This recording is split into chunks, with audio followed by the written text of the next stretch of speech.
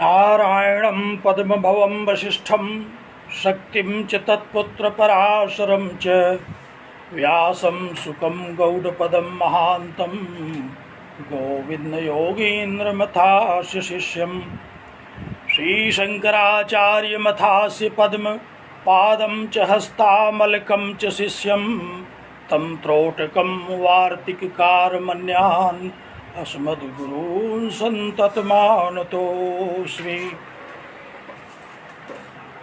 गुरुर्ब्रह्मा गुरुर्विष्णुः गुरुर्देवो महेश्वरः गुरुः साक्षात् परब्रह्म तस्मै श्रीगुरवे नमः। श्री गौरी शंकर संस्कृत स्नातकोत्तर महाविद्यालय सुजानगंज के द्वारा आयोजित संस्कृत दिवस के उपलक्ष्य में सप्ताह पर्यंत चलने वाली इस व्याख्यान माला के इस कार्यक्रम के कार्यक्रमाध्यक्ष डॉक्टर श्री जयप्रकाश त्रिपाठी जी, इस कार्यक्रम के संयोजक डॉक्टर विनय कुमार त्रिपाठी जी, प्राचार्य श्री गौरी शंकर संस्कृत स्नातकोत्तर महाविद्यालय सुजानगंज, इस कार्यक्रम में वक्ता के रूप में आहूत किए गए विद्वद्गण सर्वश्री प्रोफेसर हरिप्रसाद अधिकारी जी, डॉक्टर वीरेंद्र उपाध्याय जी, प्रोफेसर योगेश चंद दुबे जी कुलपति, जगत गुरु रामभद्राचार्य विकलांग विश्वविद्यालय चित्रकूट, प्रोफेसर विजय कुमार पांडे जी संपूर्णानंद संस्कृत विश्वविद्यालय वाराणसी, डॉक्टर सूर्यकांत त्रिपाठी जी सहायक आचार्य दीनदयाल उपाध्याय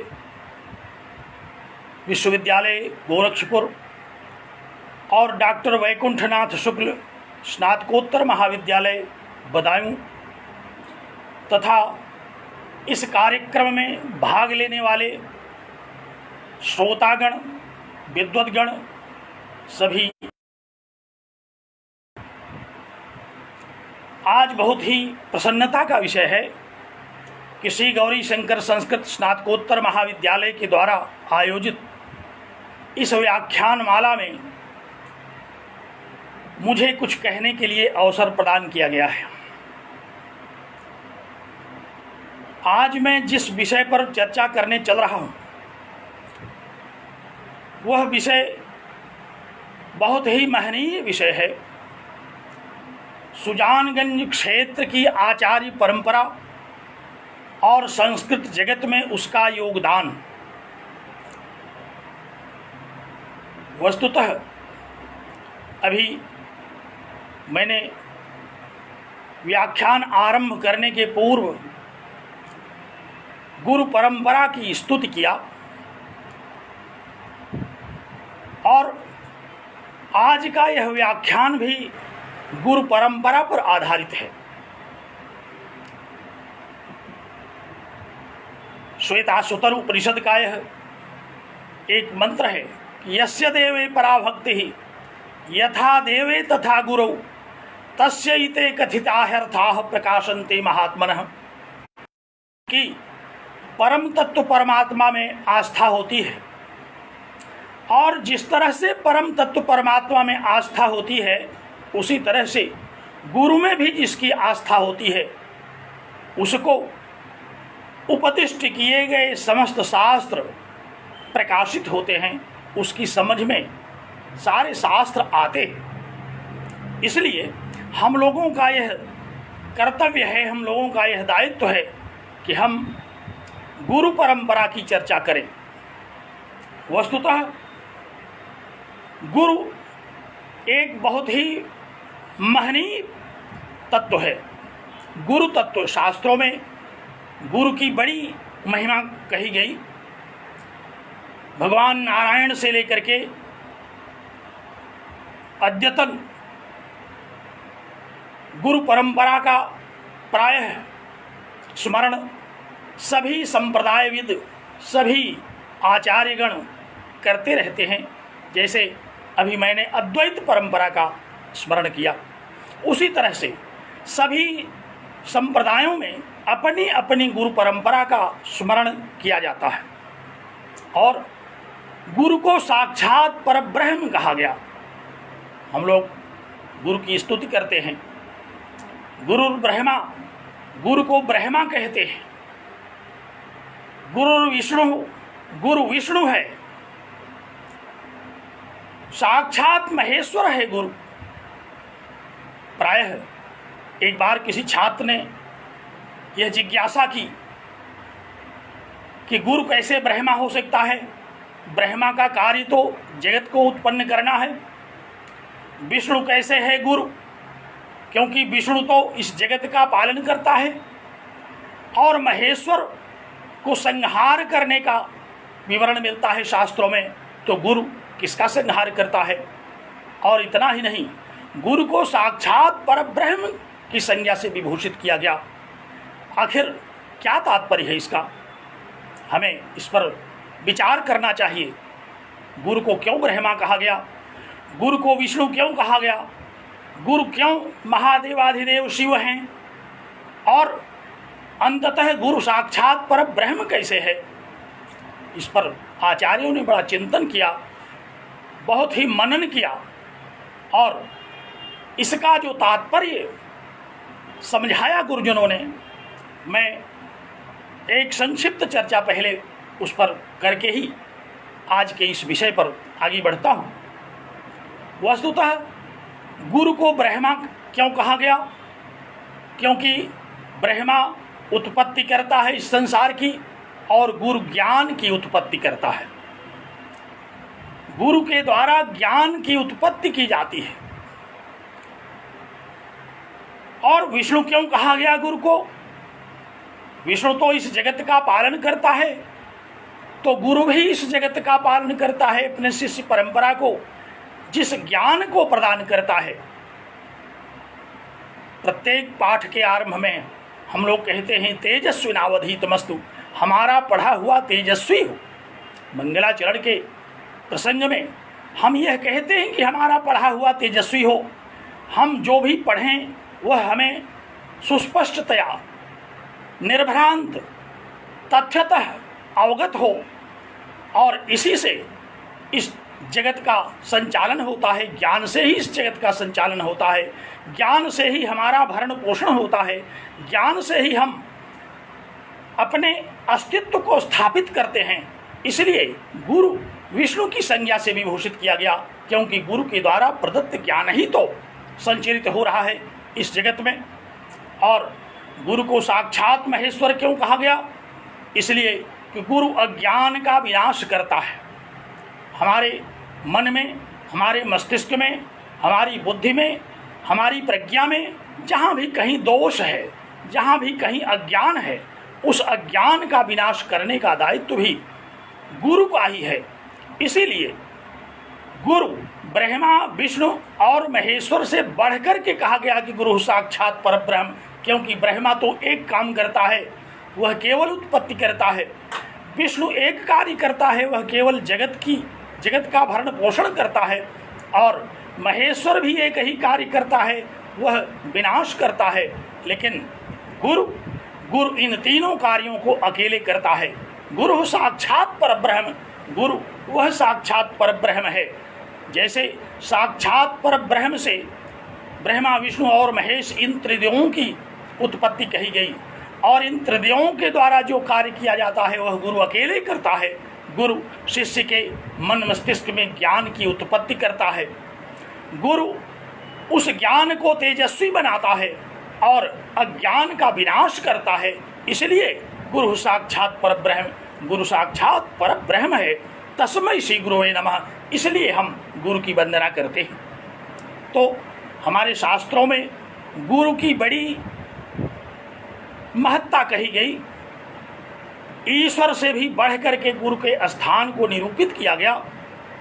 और आज मैं इस चर्चा के अंतर्गत आचार्य परंपरा के माध्यम से गुरु परंपरा का ही व्याख्यान करने का विचार किया मैंने, और मुझे यह कर्तव्यबोध प्रतीत हुआ कि सुजानगंज में पैदा होने के कारण, सुजानगंज से ही सारी प्राथमिक से लेकर के माध्यमिक तक की शिक्षा अर्जित करने के कारण, सुजानगंज के संस्कृत के आचार्यों के संसर्ग के कारण, सुजानगंज के संस्कृत के शिक्षकों के सानिध्य के कारण जो भी कुछ अवगत हो सका वह सब इन्हीं आचार्यों की, इस आचार्य परंपरा की देन है।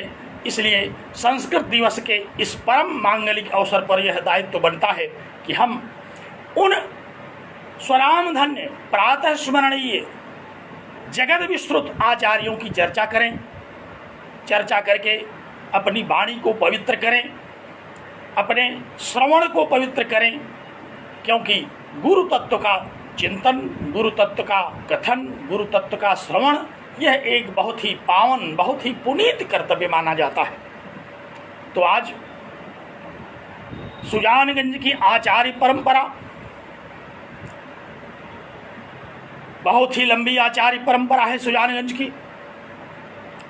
सुजानगंज एक व्यापक क्षेत्र है जिसमें अनेक ऐसी परंपराएं हैं जिन्हें रेखांकित किया जा सकता है, और उन सारी परंपराओं के मूल में ये हमारे आचार्यगण हैं जिन्होंने उस क्षेत्र को शैक्षिक रूप से बहुत ही विकसित किया, बुद्धि की तीक्ष्णता में बहुत ही योगदान दिया, और उस क्षेत्र से एक लंबी परंपरा पूरे विश्व में विचरण कर रही है। हम देखते हैं अधिकारियों की एक बड़ी लंबी परंपरा है। यद्यपि सब लोगों को हम लोग नहीं जान पाते, पूरे देश में, पूरे विश्व में फैले हुए हैं लोग, और विद्वानों की यह एक प्रवृत्ति भी रही है कि अपने विषय में अपना प्रख्यापन प्रायः नहीं करते, जगत कल्याण में, दूसरों के कल्याण में लगे रहते हैं। इसलिए जितना हम लोगों ने संचय किया, जितना एकत्र किया, आज उसी आचार्य परंपरा के कतिपय महनीय आचार्यों की गाथा का कथन, उनकी कृतियाँ, उनका संस्कृत जगत को योगदान, हम इस पर चर्चा करना चाहते हैं। तो मैं कह रहा था कि लंबी परंपरा है, अधिकारियों की एक लंबी परंपरा है, शिक्षकों की एक लंबी परंपरा है, आचार्यों की एक लंबी परंपरा है, विद्वानों की लंबी परंपरा है, जो पूरे विश्व में, पूरे देश में स्थापित होकर के सुजानगंज की इस अद्भुत मेधा को प्रतिष्ठित कर रहे हैं। और उसमें से सबका एक बार में, सीमित समय में कथन करना तो संभव ही नहीं है। इसलिए आज मैं केवल संस्कृत के आचार्यों के विषय में चर्चा करना चाहता हूँ, और संस्कृत के आचार्यों में भी बहुत सारे नाम हैं जिनका कि एक दिन और एक व्याख्यान में चर्चा कर पाना संभव नहीं है। इसलिए कतिपय महत्वपूर्ण व्यक्तित्व, कतिपय ऐसे आचार्य जिन्होंने सुजानगंज क्षेत्र में संस्कृत को प्रतिष्ठित किया, जन जन में संस्कृत के प्रति, संगीत के प्रति जिन्होंने जागरूकता पैदा की, और जिन्होंने सुजानगंज क्षेत्र को उन्नत करने में अपना बहुमूल्य योगदान किया, उसमें से कतिपय आचार्यों की मैं आज चर्चा करने का विचार करके इस वक्तव्य को आरंभ कर रहा हूँ। मैं बहुत बहुत आप लोगों को धन्यवाद देता हूँ कि आप लोगों ने इस विषय को पसंद किया, और बहुत सारे श्रोतागण हमसे इस समय जुड़े हुए हैं जो कि सुजानगंज के आचार्यों के विषय में प्रायः जानते भी हैं, और जिनके विषय में नहीं जानते, जानने की जिज्ञासा में सन्नद्ध हैं। तो उसमें से आज मैं 20वीं सदी के आचार्य परंपरा पर चर्चा करूंगा, और अद्यतन 20वीं सदी के जो संस्कृत के आचार्य हमारी जानकारी में आए, वस्तुतः एक सबसे बड़ी समस्या संस्कृत के आचार्यों के सामने यह है कि अपने विषय में उल्लेख नहीं करते। संस्कृत के छात्र इस बात को जानते हैं कि जब हम महाकवि कालिदास का, अन्य महाकवियों का स्मरण करते हैं तो सबसे पहली समस्या यह आती है कि ये कौन थे, कहाँ हुए थे, इनका काल क्या है। तो यह एक परंपरा चली आ रही है कि संस्कृत के आचार्यों ने अपना वैशिष्ट, अपने विषय में बहुत उल्लेख नहीं किया, और उसी परंपरा का अनुपालन करते हुए सुजानगंज क्षेत्र के भी बहुत सारे आचार्य, जो कि संस्कृत जगत के मूर्धन्य मनीषी रहे हैं, जिन्होंने संस्कृत वाङ्मय का आडोलन किया है, जिन्होंने संस्कृत वाङ्मय को प्रभूत अध्ययन किया है, जिनकी मनीषा उत्कृष्ट कोटि की रही है, उन्होंने भी अपने विषय में कुछ कहीं लिपिबद्ध नहीं किया। यह परवर्ती समाज का दायित्व है कि इन आचार्यों के विषय में, इनके जीवन वृत्त के विषय में, इनकी रचनाओं के विषय में, इनकी विशेषताओं के विषय में लिपिबद्ध करता रहे। संस्कृत साहित्य के इतिहास के जो छात्र हैं, यह उनका दायित्व है कि उन्हें इस प्रकार के आचार्यों के विषय में लिखते पढ़ते रहना चाहिए। लेकिन यह भी नहीं हुआ, संस्कृत के उन आचार्यों का कोई इतिहास लिपिबद्ध रूप में हमें प्राप्त नहीं हो रहा है, जिसके कारण आज यह मुझे प्रेरणा हुई कि हम इस कार्य का आरंभ करें और प्रेरित करें उन छात्रों को जो सुजानगंज के आचार्यों के विषय में शोध करें, उनकी कृतियों की चर्चा करें, यदि उनकी रचनाएं हस्तलिपि में ही उपस्थित हों तो उनका प्रकाशन करें और संस्कृत साहित्य के इतिहास में उनको जोड़ें। यह एक बहुत बड़ा योगदान होगा संस्कृत जगत के लिए। तो इन आचार्यों की चर्चा करते हुए अब यह एक विषय उठता है कि कहाँ से हम आरंभ करें। मैंने कल से, परसों से जब से इस विषय पर बोलने का विचार किया और विद्वानों के जीवन परिचय के विषय में विषय वस्तु को एकत्र करने की चेष्टा की और अपने प्रिय शिष्य डॉक्टर विनय कुमार त्रिपाठी, जो गौरी शंकर संस्कृत महाविद्यालय के प्राचार्य हैं, उनको भी इस कार्य में मैंने लगाया, तो हम दोनों ने मिलकर के जिन आचार्यों के विषय में, जिनके परिचय के विषय में, जिनकी रचनाओं के विषय में, जिनकी विशेषताओं के विषय में थोड़ा बहुत विषय वस्तु एकत्र किया, आज मैं उसी में से कुछ कहना चाहता हूँ और उसको कहने के लिए आधार स्वरूप मैं 20वीं शताब्दी का मध्य अर्थात सन 1950 की तिथि से आरंभ करता हूँ। 14 जनवरी सन 1950 सुजानगंज क्षेत्र के लिए बहुत ही सौभाग्य का दिन रहा है। वर्तमान में अपनी विद्वत्ता के कारण, अपनी अलौकिक स्मृति के कारण, अपनी महामेधा के कारण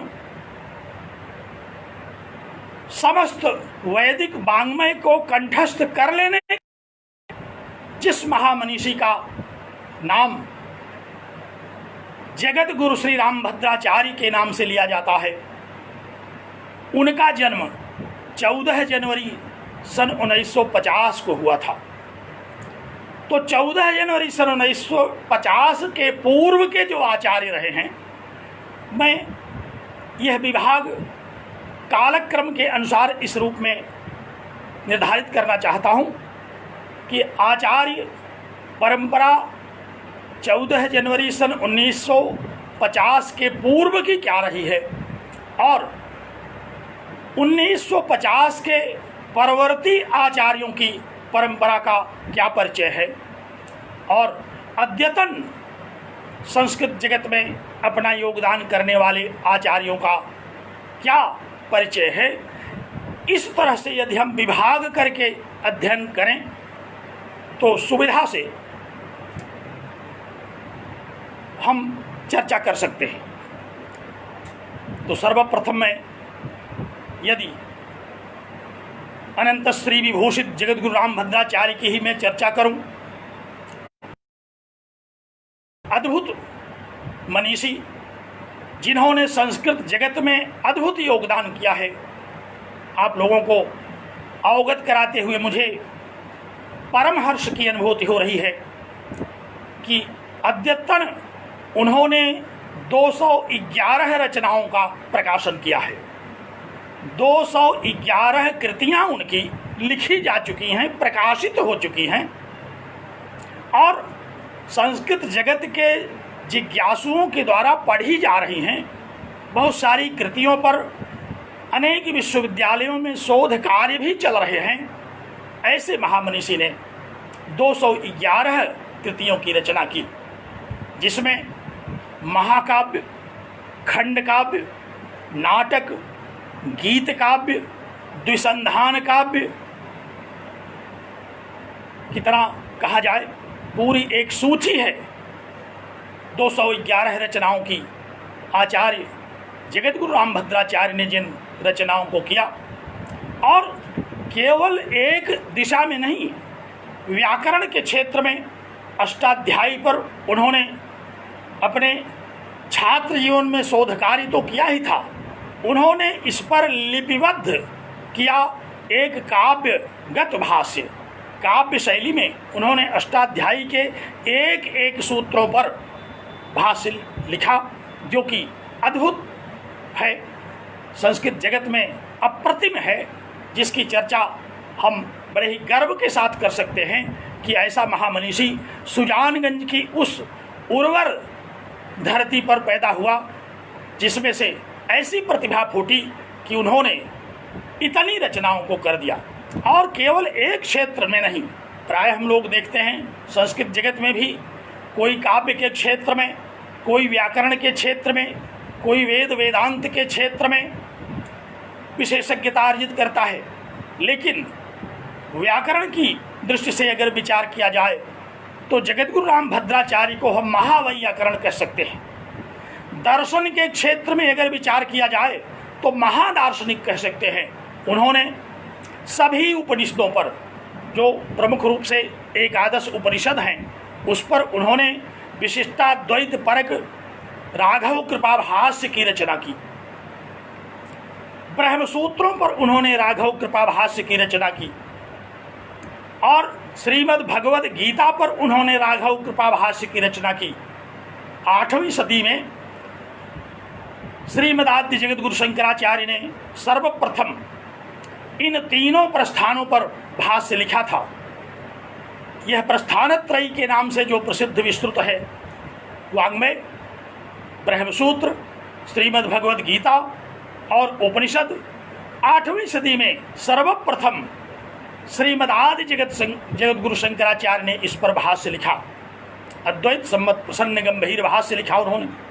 उसके बाद कतिपय आचार्यों ने, किसी ने गीता पर, किसी ने ब्रह्मसूत्र पर, किसी ने उपनिषदों पर भाष्य लिखा, लेकिन सुजानगंज की धरती में जन्म लेने वाले जगत गुरु रामभद्राचार्य ने तीनों प्रस्थानों पर राघव कृपा भाष्य लिख करके संस्कृत जगत का अद्भुत योगदान किया है, जिसको हम पढ़ते हैं, जिसमें अद्भुत विचारों का स्फुरण है। इतने संक्षेप में उनके इन योगदानों का वक्तव्य तो नहीं किया जा सकता, क्योंकि मैंने उनके भगवद गीता भाष्य को भी पढ़ा है, ब्रह्मसूत्र भाष्य को भी स्थान स्थान पर देखता रहता हूँ, और उपनिषदों पर जो उन्होंने भाष्य लिखा उस पर भी मैंने दृष्टि डाली है।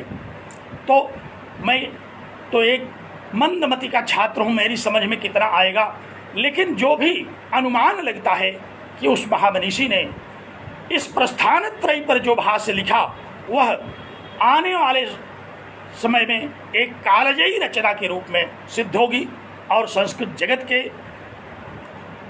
लिए एक बहुत बड़ा योगदान होगा। तो उन्होंने प्रस्थान त्रयी पर भाष्य लिख करके संस्कृत जगत के दर्शन के छात्रों, दर्शन के विद्वानों, जिज्ञासुओं का बहुत बड़ा उपकार किया। व्याकरण पर बहुत सारी रचनाएं करके उन्होंने व्याकरण वाङ्मय के लिए बहुत सारा उपकार किया। और साहित्य के क्षेत्र में तो कहना ही क्या है, उन्होंने साहित्य में उन महाकाव्यों की रचना की जो आज महाकवि माघ, महाकवि कालिदास और महाकवि भारवी जैसे महाकवियों की रचनाओं को भी अतिक्रमित करते हैं। ऐसे महनीय आचार्य का नाम मैं सुजानगंज के आचार्य परंपरा में सबसे आदि में इसलिए रखता हूँ। हैं तो यद्यपि वो सुमेरु की तरह मध्य में स्थित, लेकिन वहीं से मैंने आरंभ किया क्योंकि उनकी जो रचनाएं हैं, उनका जो योगदान है वह संस्कृत जगत में रेखांकित करने योग्य है। और अपनी विद्वत्ता के कारण, अपनी इस अद्भुत क्षमता के कारण उन्हें एक से बढ़कर के एक पुरस्कार मिले हैं, प्रशस्ति पत्र प्राप्त हुए हैं। जिन पुरस्कारों और प्रशस्ति पत्रों को सार्थक होने का अवसर मिला, पुरस्कार तो बहुत सारे लोगों को मिलते हैं, बहुत सारे लोग प्रयास करके पुरस्कार लेने में लगे रहते हैं, लेकिन ऐसे महनीय आचार्य को जो पुरस्कार मिले, जो प्रशस्ति पत्र मिले, जो सम्मान मिला, जो प्रतिष्ठा प्राप्त हुई, वह संस्कृत जगत के साथ साथ सुजानगंज क्षेत्र को धन्य करने वाला है। मैं सुजानगंज क्षेत्र को इस बात को बताते हुए गर्व का अनुभव करता हूँ। तो सर्वप्रथम आचार्य रामभद्राचार्य, जो रामानंदाचार्य पीठ के जगत गुरु हैं, 22 भाषाओं के बोलने वाले हैं, अनंत क्षमता है उनमें, 22 भाषाओं के जानकार हैं। एक बार उन्होंने अपने वक्तव्य में कहा था कि उर्दू को छोड़ करके ऐसी कोई भाषा नहीं है जिसको मैं न बोलूं, और जानते उर्दू भी हैं, परंतु उन्होंने यह प्रतिज्ञा कर रखी है कि उर्दू में बोलेंगे नहीं, क्योंकि यह उनका अपना व्यक्तिगत संकल्प है। तो ऐसे महनीय आचार्य के विषय में मैं सर्वप्रथम चर्चा करके सुजानगंज क्षेत्र को जहाँ गौरवान्वित होने का अनुभव कराता हूँ, वहीं अब इनके पूर्व के जो आचार्य हैं, मैंने जगतगुरु रामभद्राचार्य की कृतियों का बड़ा संक्षिप्त विवेचन किया है। यद्यपि संस्कृत वाङ्मय की प्रतिविधाओं पर, प्रत्येक विधाओं पर उन्होंने अपनी लेखनी साध रखी है। महाकाव्य, खंड काव्य, नाटक, दूत काव्य, पत्र काव्य, शतक, स्तोत्र काव्य, भाष्य काव्य, द्विसंधान काव्य, और उन्होंने तो गीत रामायणम की रचना की है। और मैंने बताया कि प्रस्थान त्रयी पर उन्होंने भाष्य लिखा है, नारद भक्ति सूत्र पर भाष्य लिखा है, रामचरितमानस पर उन्होंने भाष्य लिखा है, और रामचरितमानस को तो उन्होंने संशोधित भी किया है। इतनी पुरानी रचना में ढेर सारे ऐसे स्थल थे जहाँ प्राकृत रूप से कुछ दोष उन्होंने देखा, और अपनी सूक्ष्म शिक्षा के द्वारा उन्होंने श्री रामचरितमानस को भी संशोधित किया। तो ऐसे महामनीषी, और व्याकरण के क्षेत्र में तो कहना ही क्या है, अध्यात्म रामायणे विमर्शः, रास पंचाध्यायी विमर्शः जैसे ग्रंथों की भी रचना उन्होंने की। और जहाँ तक उनकी स्मरण शक्ति की बात है, जहाँ तक उनके वैदुष्य का प्रसंग है, सभी पुराण, 18 पुराण उनको कंठाग्र हैं। सुजानगंज के लोग भली भांति परिचित हैं उनसे, उनके व्याख्यानों में, उनके प्रवचनों में प्रायः लोगों को बड़ी श्रद्धा रहती है। तो 18 पुराण, श्रीमद् वाल्मीकि रामायण, श्रीमद् रामचरितमानस, उपनिषद, काव्य सभी करामलकवत हैं। माँ वाणी की कृपा है उन पर कि उनके जिह्वाग्र पर नर्तन करती रहती है। एक चुटकी बजाते भर में संस्कृत वाङ्मय का कोई भी विषय उनसे जाना जा सकता है।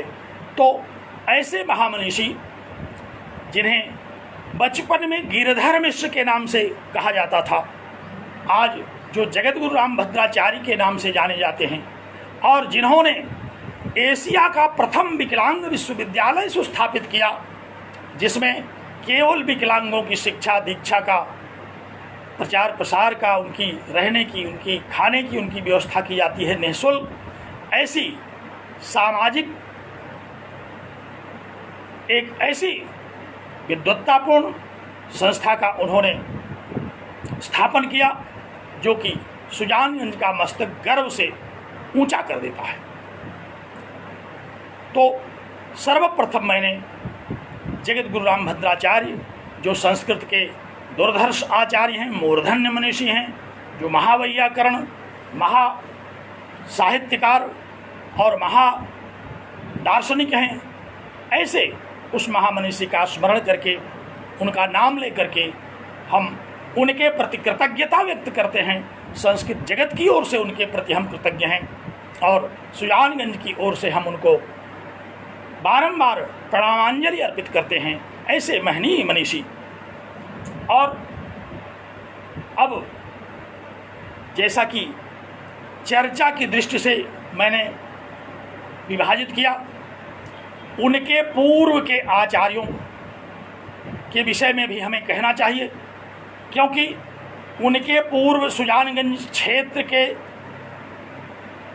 जो आचार्य हुए उसमें से कतिपय तो उनके गुरु भी रहे। इस प्रकार हम उन गुरुजनों को परम गुरु की संज्ञा से विभूषित कर सकते हैं, जिन्होंने संस्कृत साधना में अपने जीवन व्यतीत कर दिए।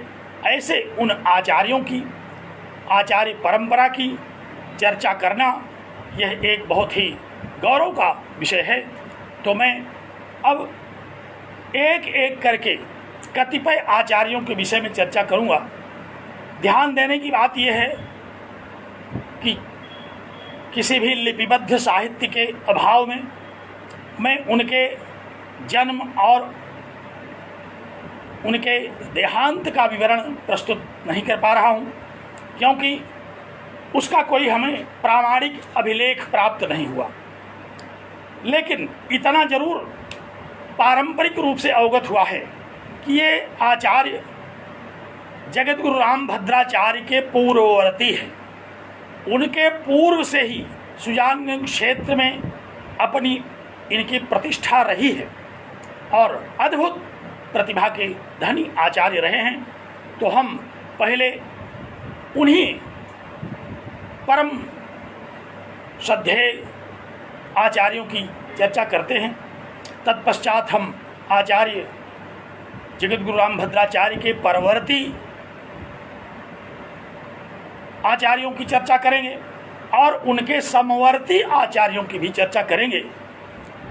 मुझे ऐसा लगता है कि इस चर्चा के लिए कई दिन चाहिए, लेकिन एक विशेष आग्रह पर मैंने आज इस पर एक व्याख्यान देने का जो निश्चय किया।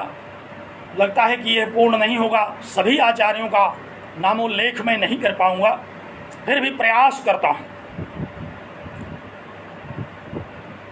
सर्वप्रथम देवतावाची शब्द से मैं चर्चा आरंभ करूं।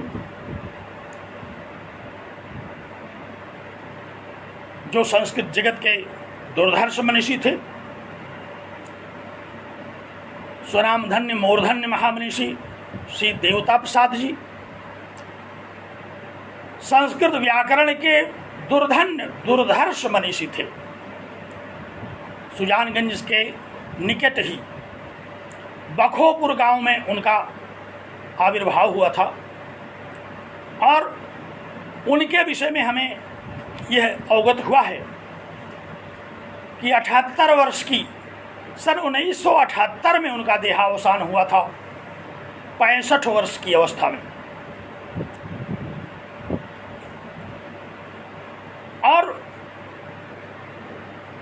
व्याकरण का कोई शास्त्र ग्रंथ ऐसा नहीं है, चाहे वह प्राच्य व्याकरण रहा हो चाहे नव्य व्याकरण रहा हो। सिद्धांत कौमुदी समेत सिद्धांत कौमुदी की सभी टीकाएं, महाभाष्य, व्याकरण के जितने भी ग्रंथ रहे हैं, सभी ग्रंथ उन्हें कंठाग्र थे और उनके विषय में विद्वत परंपरा के द्वारा जो कीर्ति उनकी सुनने को मिलती है कि जब वह संस्कृत भाषा का संभाषण करते थे तो सामान्यतः सामान्य ज्ञान वाले लोगों को वह समझ में नहीं आता था। शास्त्रार्थ की परंपरा के अप्रतिम आचार्य थे वो, शास्त्रार्थ करने में उनकी बड़ी रुचि कही जाती है। दुर्भाग्य है कि ऐसे आचार्य से साक्षात मुझे पढ़ने का अवसर तो नहीं मिला, लेकिन उनके द्वारा पढ़ाए गए जो आचार्य थे उनके दर्शनों को करने का अवसर अवश्य मिला है। तो ऐसे महामनीषी श्री देवता प्रसाद जी, जिनको भागवत पूरा कंठाग्र था, जो भागवत के रहस्योद्घाटन करने वाले आचार्य थे, व्याकरण की उत्पत्ति ही लगता है कि उन्हीं से हुई थी और व्याकरण शास्त्रार्थ में अजेय आचार्य थे। कई बार ऐसे अवसर आए जिसमें काशी से मैंने अवगत किया भी कि जब श्री गौरी शंकर संस्कृत महाविद्यालय को कवर्गीय स्थान के लिए चुना गया तो उस समय एक निरीक्षण मंडल आया और उस निरीक्षण मंडल में संपूर्णानंद संस्कृत विश्वविद्यालय के धुरंधर शीर्षस्थ मूर्धन्य आचार्यों को भेजा गया और उन आचार्यों ने भी पंडित देवता प्रसाद जी की उस प्रतिभा को उससे लोहा माना और व्याकरण के उन ग्रंथों के एक एक पंक्तियों पर उन्होंने चर्चा करके उन लोगों को स्तब्ध कर दिया, जिसकी कि हम परिकल्पना नहीं कर सकते कि ऐसे भी आचार्य होते रहे होंगे। और उनकी अपनी एक शिष्य परंपरा रही है। उस शिष्य परंपरा के द्वारा सुजानगंज क्षेत्र में संस्कृत की स्थापना में बहुत भारी योगदान हुआ। तो आचार्य पंडित प्रकांड श्री देवता प्रसाद जी की कोई रचना तो प्राप्त नहीं होती, लेकिन उनके व्यक्तित्व का, उनकी वैदुषी का, उनकी महामनीषा का जो प्रभाव प्राप्त होता है सुजानगंज क्षेत्र में, वह अद्भुत है। इन आचार्यों के द्वारा एक बड़ी पुरानी परंपरा और जनश्रुति के रूप में सुनने को मिलती है कि शतम बद एकम मालिक, पहले यही जनश्रुति होती थी कि कहो 100 लिखो एक मत। और इन आचार्यों ने लिखा नहीं, कहा तो बहुत, शिष्यों को बहुत पैदा किया। श्रुति परंपरा, कर्ण परंपरा, पारो वरेवित्सो आचार्यों के इन महनी योगदानों को हम स्मरण तो करते हैं, लेकिन लिपिबद्ध रूप में इन्हें हम पढ़ने को नहीं प्राप्त करते। ऐसे आचार्य को देवता का स्वरूप मानने में हमें गर्व की अनुभूति हो रही है कि उन्होंने सुजानगंज क्षेत्र में संस्कृत का झंडा बुलंद किया, संस्कृत को स्थापित किया।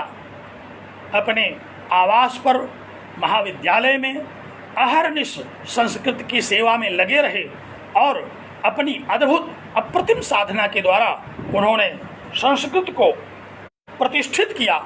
यह उनका महनीय योगदान रहा है, जिस पर हमें और रिसर्च करने की आवश्यकता है।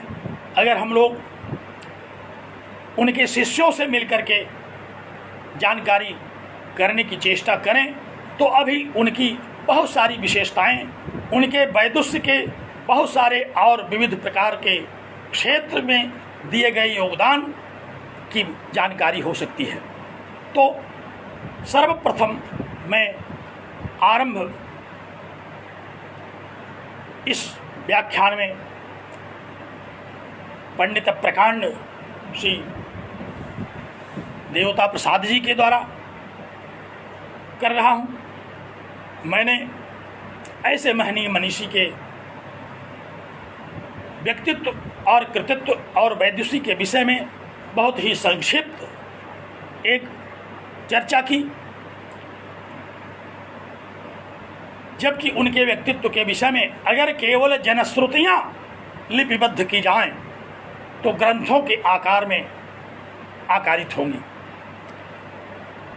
मेरे इस वक्तव्य से सुजानगंज क्षेत्र के संस्कृत समाराधक जो छात्र हैं उनको यह प्रेरणा लेनी चाहिए कि ऐसे आचार्यों के विषय में पता करें और उनके विषय में बहुत सारे जो उनकी वैदुषी के पक्ष हैं उससे अद्यतन समाज को अवगत कराएं।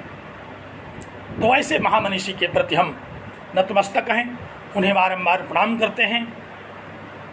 दूसरे क्रम पर यह क्रम आरंभ में ही मैंने कह दिया कि कालक्रम की दृष्टि से नहीं बनाया गया, ये अनुक्रम है, आचार्यों के नाम का अनुक्रम। दूसरा नाम जो उस कोट के आचार्यों के रूप में प्राप्त होता है, पंडित रमापति त्रिपाठी, सुजानगंज क्षेत्र से सुजानगंज कस्बे से लगे हुए बरपुर गांव के जो व्याकरण के धुरंधर आचार्य थे, जिन्होंने श्री गौरी शंकर संस्कृत महाविद्यालय में प्राचार्य के रूप में बहुत दिनों तक शिक्षा प्रदान की। उनकी भी अपनी एक बड़ी समृद्ध शिष्य परंपरा है और उनकी विद्वत्ता से प्रभावित होकर के तत्कालीन संपूर्णानंद संस्कृत विश्वविद्यालय के आचार्यों ने उनसे विश्वविद्यालय में शिक्षक बनने के लिए निवेदन किया और उस निवेदन को स्वीकार करके उन्होंने अपने जीवन में जो उत्तरार्ध रहा उसका विनियोग संपूर्णानंद संस्कृत विश्वविद्यालय में उन्होंने किया। जीवन भर बहुत ही बड़े तपस्वी थे, फल पर उन्होंने पूरे जीवन को काट दिया, इसलिए उनको फलाहारी के नाम से भी जाना जाता है। पोष्टाचार्य की उपाधि से विभूषित पंडित स्वनामधन्य महामनीषी श्री रमापति त्रिपाठी जी के विषय में उल्लेख करते हुए और उनके योगदान को रेखांकित करते हुए सुजानगंज क्षेत्र की जनता को बहुत ही अपार गर्व की अनुभूति होती है। तो दूसरे क्रम में पंडित रमापति त्रिपाठी जी की भी रचनाओं के विषय में अवगत नहीं है। निश्चित रूप से संस्कृत विश्वविद्यालय में जब शिक्षक थे तो उन्होंने रचना की होगी और उन रचनाओं के विषय में हमें जानकारी प्राप्त हो सकती है। इसके लिए हमें चेष्टा करना होगा और अवश्य ही कोई न कोई उनकी कृति होगी जिसे हम प्राप्त कर सकते हैं। तो ये द्वितीय क्रम रहा जो कि पंडित देवता प्रसाद के बाद हम कथन कर सकते हैं। तीसरे क्रम पर हम पंडित देवनायकाचार्य जी जो सुजानगंज से अनति दूर वर्तमान धारीपुर ग्राम के निवासी थे, व्याकरण शास्त्र के पंडित प्रकांड थे, व्याकरण की सभी विधाओं में नव्य व्याकरण प्राच्य व्याकरण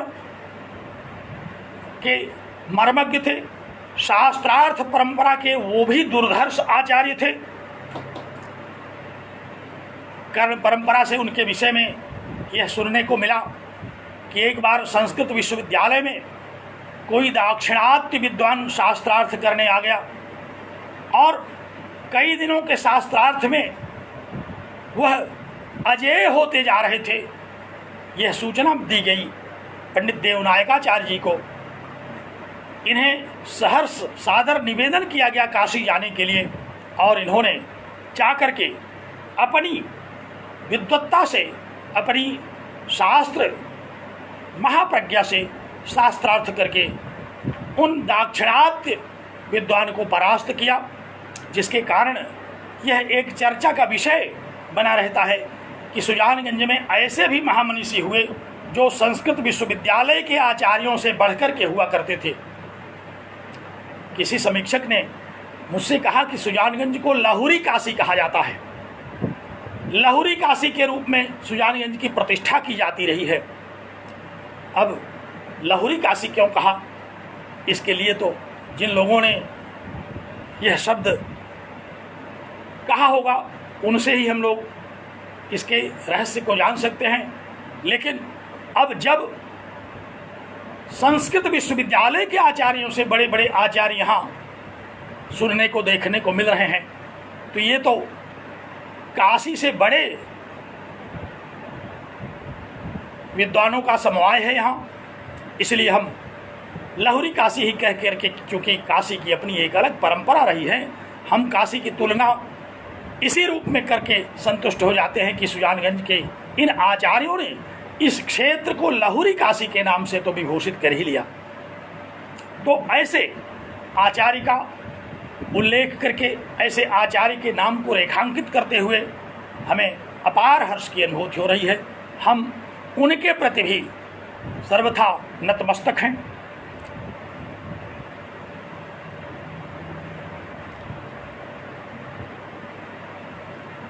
उन्हीं आचार्यों की परंपरा में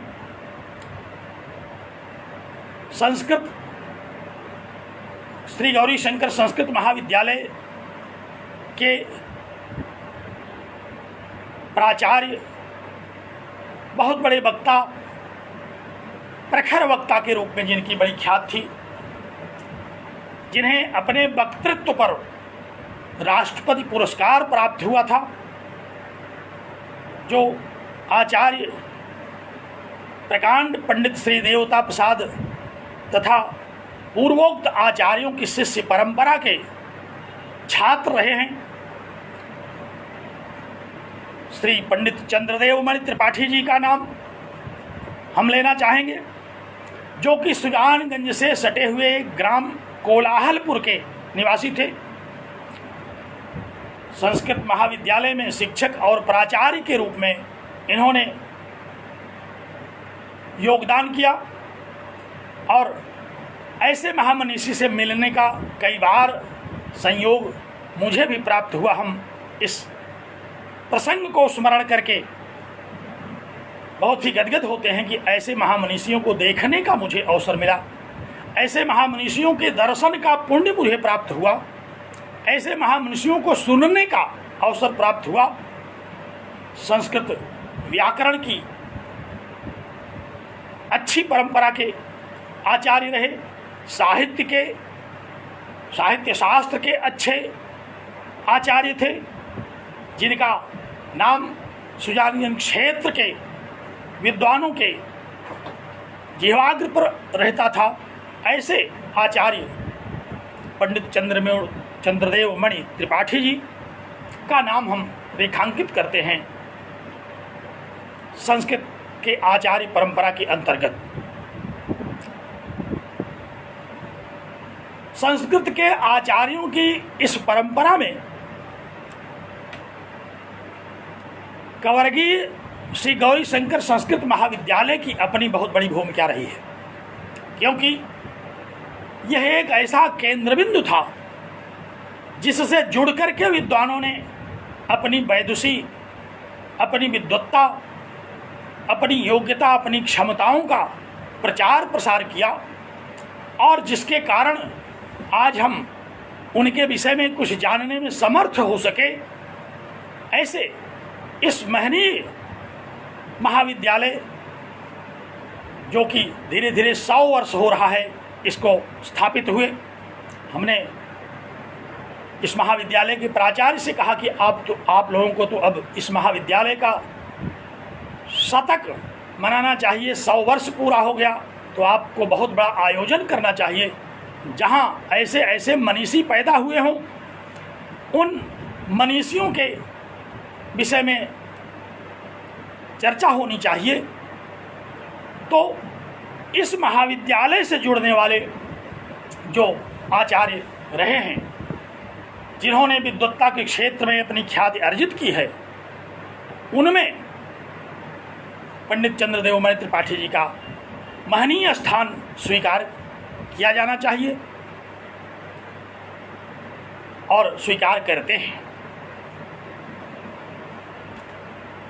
कालक्रम की अपेक्षा किए बिना श्री गौरी शंकर संस्कृत महाविद्यालय के जिन आचार्यों की चर्चा के क्रम में मैं अगला नाम रेखांकित करना चाहता हूं, पंडित प्यारेलाल शास्त्री जी, जो ज्योतिष के क्षेत्र में अद्भुत विद्वान थे। महाविद्यालय से बहुत ही निकट छिमिया ग्राम में उनका आविर्भाव हुआ था और ज्योतिष शास्त्र के प्रतिष्ठित विद्वान थे। इनकी भी किसी रचना के विषय में तो सूचना नहीं है, लेकिन इनके जो व्यक्तित्व हैं, इनकी जो अध्यापन शैली रही है, इनकी जो विचार शैली रही है, इन विद्वानों की विद्वत्ता का लक्षण स्वरूप जो इनकी विनम्रता रही है, उसके आधार पर, क्योंकि मैं आपके भी दर्शन कर चुका हूँ, इसलिए इनकी विद्वत्ता में भी किसी प्रकार का जितना भी वक्तव्य दिया जाए वह कम ही होगा। और श्रोतागण नोट करते चलें, प्राचार्य जी अगर सुन रहे हो तो नोट करते चलें, क्योंकि यह एक बहुत ही बड़ा योगदान होगा संस्कृत जगत में कि आप लोग इसको लिपिबद्ध करेंगे। अभी तो श्रवण परंपरा से प्राप्त जो भी सूचना है, मैं वह सूचनात्मक चर्चा कर रहा हूँ।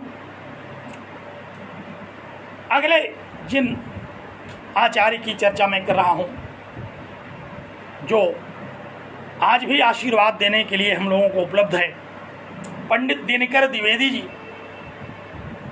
जो जगत गुरु राम भद्राचार्य के भी गुरु रहे हैं, ग्राम भटौली के जो निवासी रहे हैं। व्याकरण के क्षेत्र में आपकी भी अद्भुत अप्रतिम गति है। मैंने उल्लेख किया पंडित दिनकर द्विवेदी जी का, जिनकी प्रतिष्ठा व्याकरण के क्षेत्र में, मीमांसा और कर्मकांड के क्षेत्र में भी इनकी बहुत ही प्रतिष्ठा रही है। प्राच्य व्याकरण, नव्य व्याकरण की विधाओं में अद्भुत आचार्य हैं। ऐसे आचार्यों का दर्शन करना ही बड़ा पुनीत है, पुनीत कार्य है। मैं ऐसे आचार्य को नमन करता हूँ जो कि शिक्षा के इस महनीय प्रतिष्ठान से जुड़ करके, विद्यादान करके, सुजानगंज के क्षेत्र में संस्कृत का वातावरण स्थापित करके, वहाँ के लोगों के मन में संस्कृत के अध्ययन की जागरूकता पैदा करके जो योगदान किया इन्होंने, वह संस्कृत जगत के क्षेत्र में बहुत बड़ा योगदान है। हम वर्तमान में देखते हैं कि ढेर सारे ऐसे लेखक और कवि, महाकवि मिल रहे हैं जो स्वयं अपनी लेखनी से योगदान तो कर रहे हैं, लेकिन आज देश में घटती हुई जो संस्कृत के प्रति अभिरुचि है, उसमें कोई प्रगति नहीं कर पा रहे हैं और न ही उनकी उधर कोई बहुत इच्छा ही रहती है कि वह किस प्रकार से लोगों के मन में संस्कृत के प्रति जागरूकता पैदा करें। लेकिन सुजानगंज के इन महनीय आचार्यों ने अपने व्यक्तित्व से, अपने शास्त्रार्थ की क्षमता से, अपनी विद्वत्ता से, अपने अध्यवसाय से उस पूरे क्षेत्र में संस्कृत के प्रति जो जागरूकता की, उसका परिणाम ये रहा कि वहाँ के छात्रों में, जिन्होंने एक पंजीकृत छात्र के रूप में गौरीशंकर संस्कृत महाविद्यालय में अध्ययन नहीं किया, जो राष्ट्रीय इंटर कॉलेज के छात्र रहे, बाद में जिन्होंने इलाहाबाद विश्वविद्यालय में अध्ययन किया और प्रतियोगी परीक्षाओं में जिन्होंने सफलताएं प्राप्त की, उन्होंने संस्कृत विषय के रूप में प्रतियोगी परीक्षाओं में विषय को ऑप्ट किया और बहुत ही अच्छे अंकों को प्राप्त करते हुए संस्कृत की बदौलत, मुझे याद है ऐसे एक बहुत ही तेजस्वी व्यक्तित्व हमारे भी गांव में थे, जिन्होंने संस्कृत को विषय के रूप में रख करके आईपीएस में सिलेक्शन पाया था, जो हमारे बड़े ही सम्मान्य हैं श्री मुरलीधर सिंह जी। उन्होंने आईएएस की परीक्षा में संस्कृत ऑप्ट करके चयन लिया था, जो कर्नाटक कैडर में डीजीपी होकर के सेवानिवृत्त हुए हैं और अब वहीं प्रायः रहते हैं, यदा कदा आते रहते हैं सुजानगंज में भी। लेकिन संस्कृत के प्रति उनका इतना रुझान था, इलाहाबाद विश्वविद्यालय में पढ़ते हुए भी जब वह अपने घर जाया करते थे तो घर के पास में नगहरपुर संस्कृत महाविद्यालय था। संस्कृत महाविद्यालय है भी वहाँ, आज भी है। वहाँ के आचार्यों से, जिनका नाम मैं अभी आगे रेखांकित करूँगा, उन आचार्यों के पास जाकर के संस्कृत का अध्ययन करने की उनकी बड़ी उत्कट इच्छा रहा करती थी, जिसके परिणाम स्वरूप उन्होंने आईएएस में संस्कृत विषय लिया। और भी सुजानगंज क्षेत्र के बहुत सारे ऐसे अधिकारी हैं जो सेवानिवृत्त हो गए हैं, जो संस्कृत के दुर्धर्ष विद्वान रहे हैं। श्री राम सूरत दुबे जी, पंडित कमलेश मणि त्रिपाठी जी, पंडित अखिलेश मणि त्रिपाठी जी, ऐसे भी ढेर सारे, कितना नाम मैं गिनाऊं, श्री गुलाब शंकर तिवारी जी, बहुत सारे ऐसे नाम रहे हैं जिन्होंने इन आचार्यों की प्रेरणा के फलस्वरूप संस्कृत को पढ़ना आरंभ किया और संस्कृत विषय में इनकी अपनी अद्भुत गति रही और उस अद्भुत गति के द्वारा इन्होंने संस्कृत को प्रतिष्ठित किया। तो निश्चित ही बीज के रूप में इन आचार्यों ने उस क्षेत्र में संस्कृत का जो बीज वपन किया, उसके परिणाम स्वरूप उस क्षेत्र में जिन छात्रों ने इन महाविद्यालयों में अध्ययन नहीं किया, उनमें भी संस्कृत के प्रति श्रद्धा, संस्कृत के प्रति लगाव, संस्कृत के प्रति अभिरुचि जगी और उन लोगों ने संस्कृत का अध्ययन किया। तो ऐसे आचार्यों के प्रति हम नतमस्तक हैं। हम चर्चा कर रहे थे पंडित दिनकर द्विवेदी जी की, जो कि संस्कृत जगत के मूर्धन्य मनीषी रहे हैं और श्री गौरीशंकर संस्कृत महाविद्यालय के आचार्य के रूप में सेवानिवृत्त हुए हैं। समय को देखते हुए मैं नामोल्लेख पूर्वक कुछ और आचार्यों की चर्चा करूंगा, प्रयास करूंगा कि कुछ और नामों के विषय में उल्लेख कर सकूं। अब उनकी बहुत विशेषताओं का रेखांकन किए बिना मैं नामकरण पूर्वक उनकी चर्चा संक्षिप्त रूप में प्रस्तुत करूंगा, जिसमें भटौली ग्राम के ही पंडित त्रिभुवननाथ द्विवेदी, पंडित गोपीनाथ द्विवेदी, पंडित माधव प्रसाद द्विवेदी, जो व्याकरण के अच्छे आचार्य थे, साहित्य के क्षेत्र में जिनकी अच्छी पैठ थी, जो श्री गौरीशंकर संस्कृत महाविद्यालय में छात्र और आचार्य भी रहे, ऐसे विद्वान, उनका नाम रेखांकित किया जाना चाहिए। उनके विषय में शोध किया जाना चाहिए कि इन लोगों की क्या क्या रचनाएं रही हैं, क्या इनकी विशेषज्ञता रही है, किस प्रकार से इन्होंने संस्कृत जगत का योगदान किया है। और अब हम उन आचार्यों की चर्चा करेंगे जो जगत गुरु रामभद्राचार्य के समकालीन थे, उनके साथ के छात्र रहे होंगे अथवा 2-4 वर्ष आगे पीछे रहे होंगे।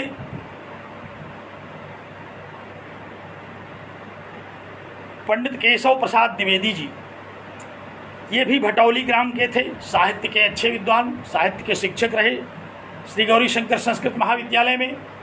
आपसे भी हमारी प्रायः भेंट हुआ करती थी। जब मैं सुजानगंज क्षेत्र में जाता था तो इन आचार्यों से मिले बिना चैन नहीं पड़ता था और प्रायः नगहरपुर संस्कृत महाविद्यालय, श्री गौरीशंकर संस्कृत महाविद्यालय के संस्कृत के इन आचार्यों का दर्शन, इनसे चर्चा में ही बहुत कुछ पा जाना एक प्रवृत्ति के रूप में थी। इनसे मैं मिलता था। पंडित देवी प्रसाद द्विवेदी जी जो देवकली ग्राम के थे, अच्छी प्रतिभा के छात्र भी रहे, शिक्षक भी रहे। ये भी श्री गौरी संस्कृत महाविद्यालय के आचार्य थे। पंडित श्री राम द्विवेदी दहेव के थे, बहुत ही अच्छे पुराण इतिहास विषय के मर्मज्ञ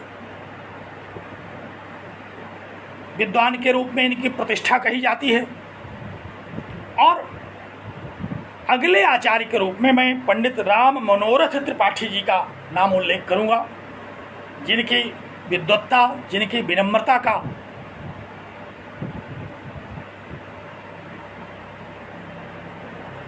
उसकी चर्चाएं उस क्षेत्र में व्याप्त रहती हैं। साहित्य शास्त्र के सभी ग्रंथों के मर्मज्ञ थे वो। उनके विषय में ये कहा जाता है कि अभी हैं भी, लेकिन अब अतिवृद्ध हो गए हैं। साहित्य शास्त्र की सभी विधाओं के जितने भी ग्रंथ थे, सबके प्रखर आचार्य थे। कहीं से भी किसी भी काव्य प्रकाश, ध्वन्यालोक आदि पंडित राज जगन्नाथ की कृतियों से लेकर के जितने भी शास्त्र, साहित्य शास्त्र के जो आधार ग्रंथ थे, काव्य शास्त्रीय ग्रंथ थे, उनकी चर्चा, उनका शिक्षण उन्होंने बहुत ही तत्परता से संस्कृत विद्यालय में किया। और उनके भी शिष्य परंपरा के बहुत सारे आचार्य आज व्याप्त हैं।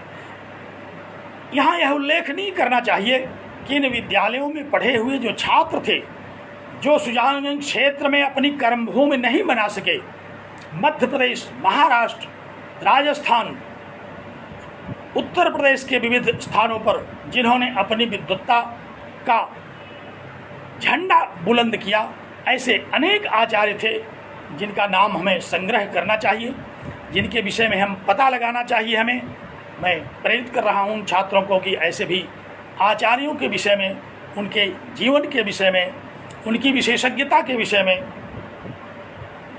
विषय वस्तु संकलित करें।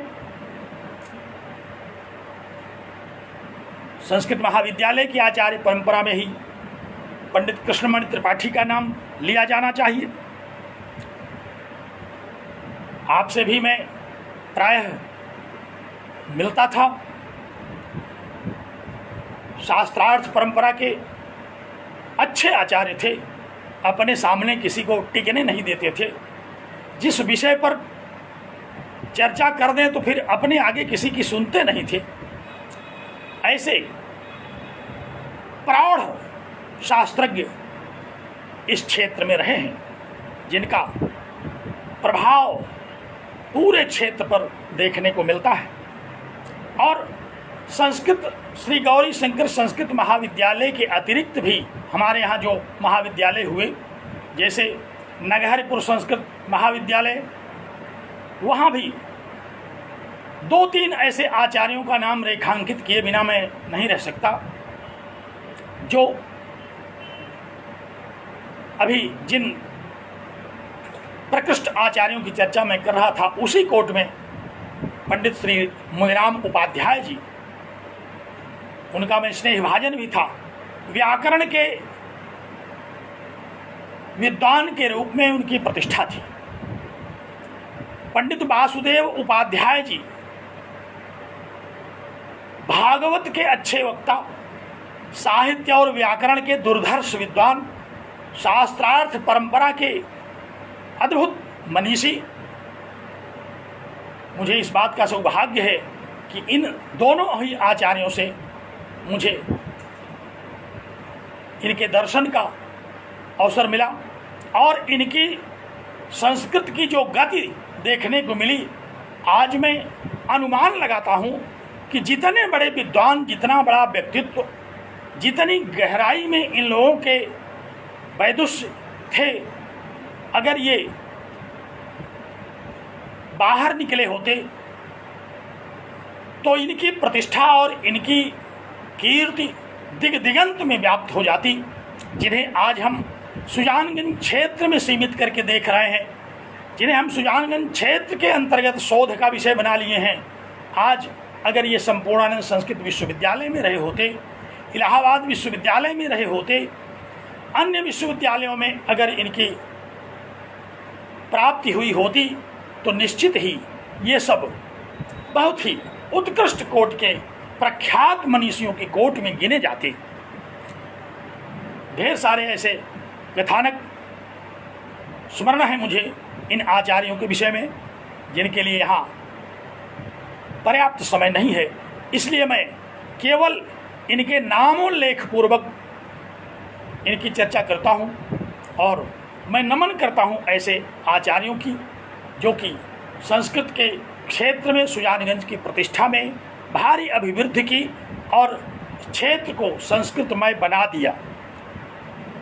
पंडित सीताराम शुक्ल जी जो हिम्मतनगर के निवासी थे, पंडित राम शिरोमणि तिवारी जी जो उकनी में संस्कृत महाविद्यालय के प्राचार्य थे, पंडित उमाशंकर त्रिपाठी जी जो देवकली के रहने वाले थे, श्री गौरी शंकर संस्कृत महाविद्यालय के छात्र थे, प्रयागराज के कई महाविद्यालयों में ये प्राचार्य रहे, संस्कृत साहित्य की और कर्मकांड की इनकी अच्छी गति है।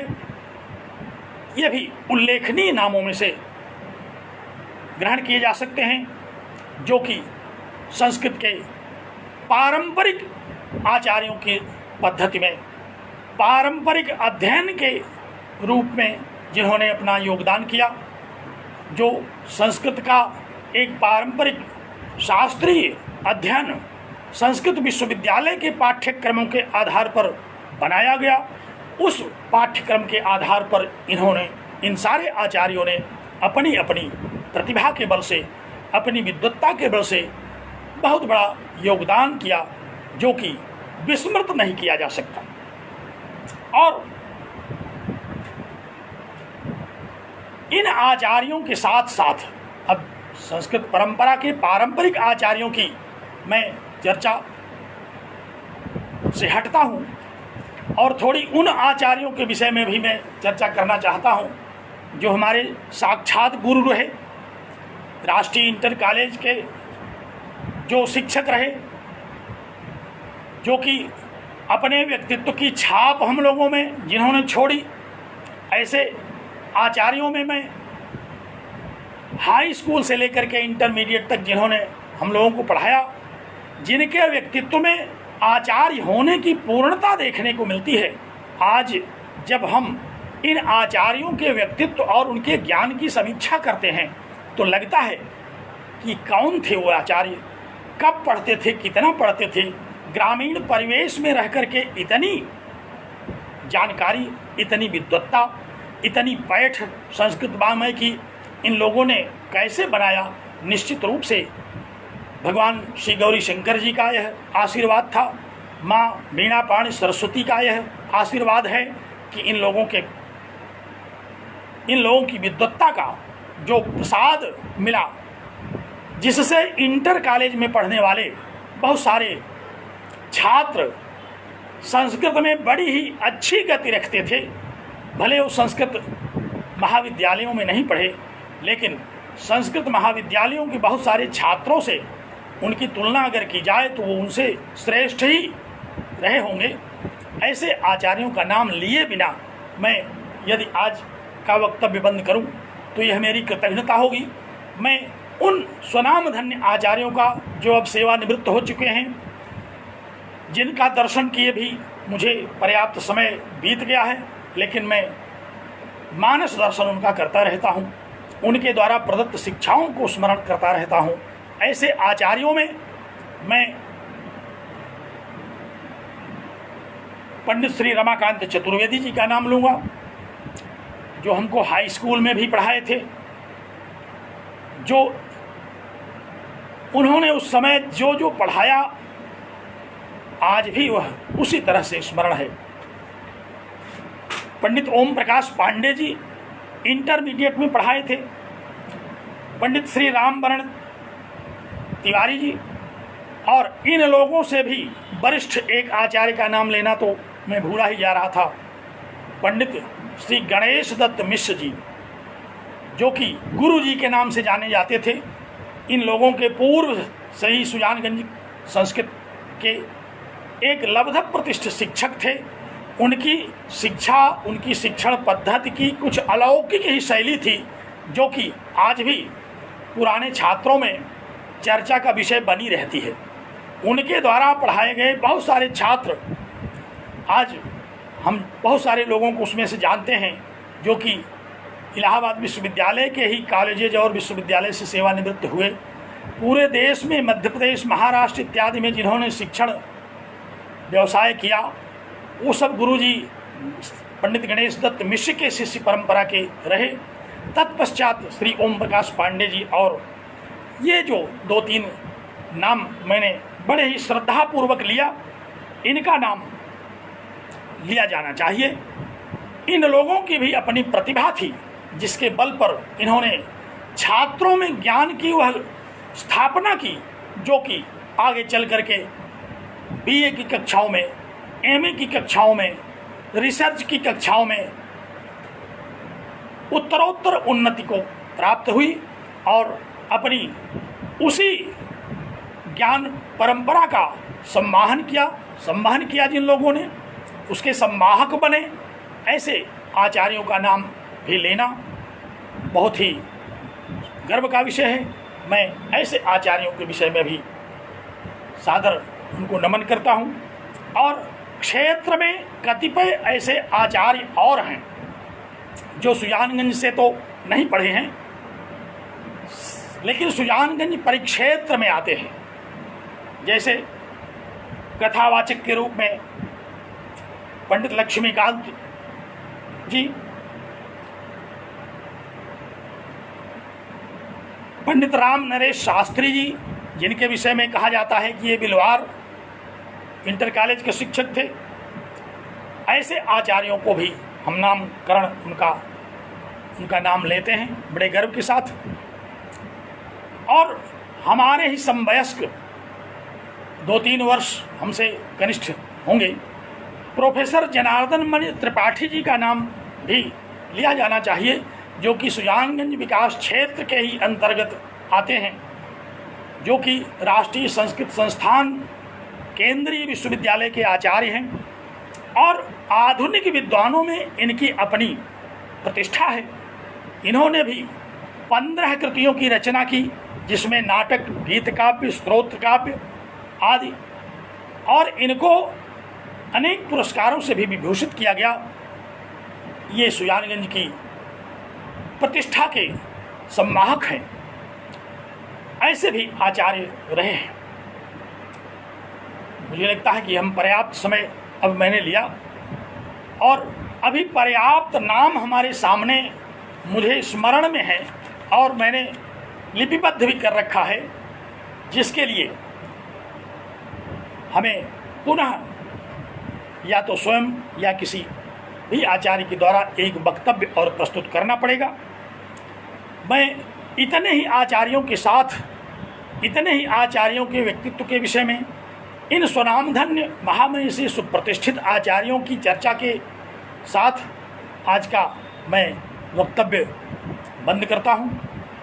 मैं इन आचार्यों के प्रति भूयो भूयः कृतज्ञता ज्ञापित करता हूँ, जिन्होंने संस्कृत की अद्भुत प्रतिष्ठा सुजानगंज क्षेत्र में की। सुजानगंज के छात्रों में जिन्होंने संस्कृत के प्रति जागरूकता, अभिरुचि, श्रद्धा पैदा की और अपने ज्ञान की शक्ति के द्वारा जिन्होंने पूरे क्षेत्र को संस्कृतमय बनाया। बहुत सारे ऐसे लोग हैं अभी जिनका नाम लिया जा सकता है, जिनके विषय में विस्तृत चर्चा की भी जा सकती है, लेकिन मुझे लगता है कि आज मैं अब यहीं बंद करूं, अपनी वाणी को विराम देता हूं और इन सारे आचार्यों के प्रति मैं कृतज्ञता व्यक्त करता हूं। धन्यवाद देता हूं मैं इस कार्यक्रम के संयोजक डॉक्टर विनय त्रिपाठी जी को, जो कि और भी कई आचार्यों से संपर्क करके सप्ताह पर्यंत चल इस कार्यक्रम का संयोजन कर रहे हैं। और बहुत ही अभिरुचिपूर्ण कर्तव्य का निर्वहन कर रहे हैं। मैं इनके प्रति भी इन्हें साधुवाद देता हूँ, आशीर्वाद देता हूँ कि अपनी इसी दिशा में प्रगति करते हुए संस्कृत समाराधक के रूप में आगे बढ़ते रहें और नए नए उदीयमान जो संस्कृतज्ञ हैं उनको प्रेरित करते रहें कि हमारी इस जो पुरानी परंपरा है इसको अक्षुण्ण रखने में ये लोग भी मदद करें। विद्वत्ता और अध्यवसाय के क्षेत्र में भूरि परिश्रम करें, जिससे कि यह जो हमारी पुरातन क्षमता है ये बनी रहे। आयुर्वेद के क्षेत्र में एक नाम मुझे विस्मृत होता जा रहा है, पंडित धनंजय मिश्र का, जो कि संपूर्णानंद संस्कृत विश्वविद्यालय में, श्री गौरी शंकर संस्कृत महाविद्यालय में इन्होंने अध्ययन किया और जिन्होंने राष्ट्रीय शोध संस्थान जयपुर से एमडी किया। आयुर्वेद के क्षेत्र में प्रायः हमारी चर्चा होती रहती है।